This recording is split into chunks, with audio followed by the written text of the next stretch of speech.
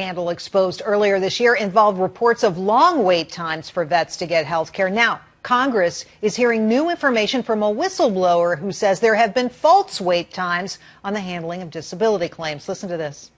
They were instructing us to change the dates of claims on any claims, regardless of the circumstances, if they were older than a certain date. So, trying to make these old claims appear new? Let's get an explanation. Joining me now is the military advisor for Concerned Veterans for America, Jessie Jane Duff. Good to see you again, and we're glad you're here tonight because I tell you, this information disturbing. Not only were they trying to make these old claims look newer, but there were some claims that sat in boxes for literally years, untouched. Yes. What do you make of this?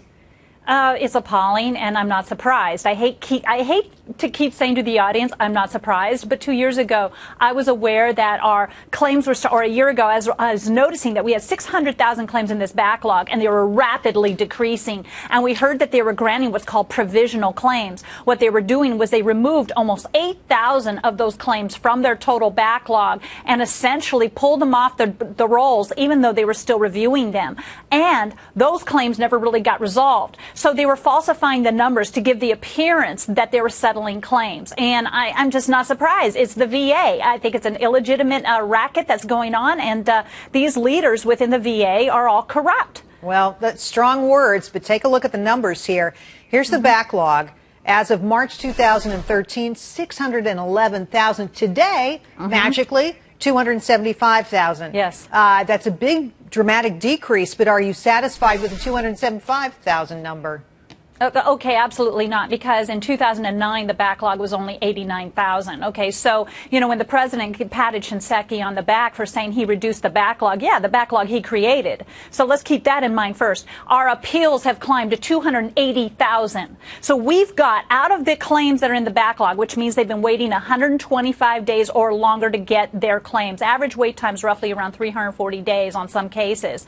They now are going into the appeals because they haven't been settled correctly. So now we've got 280,000 veterans that are in the appeals line. So that's not being reported. So you add those two numbers up together, you're looking at well over 500,000 claims that have not been resolved. I have to tell you, though, the VA is running around with these numbers in their hot little hands saying, this is wonderful, this is progress, this is what we've been trying to do.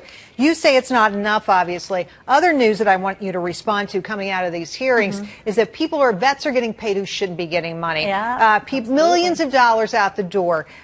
Does this speak to an unbelievably dysfunctional VA? What does this tell you about the institution and the way it runs?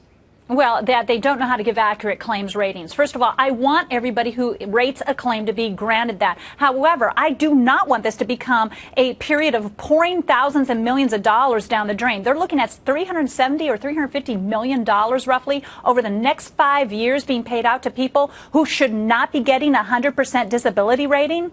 That's an incredible amount of taxpayers' dollars because they're trying to rush through so that they're not granting accurate claims. It's bad enough when they don't grant the claim correctly and you got to go into an appeal. It's another thing to give a blanket 100% rating, and now taxpayers are funding something that has not been justified or proven. So it's, again, taxpayer dollars we need to be accountable for. At the same time, we need to be fair and accurate, and we need to expedite this. We've got 30-something thousand records that were found in Philadelphia. We've got thousands of records that were found in Baltimore. These were all claims records that have been shoved away and hidden. So I just don't trust any of these managers. They've tried to give the demonstration.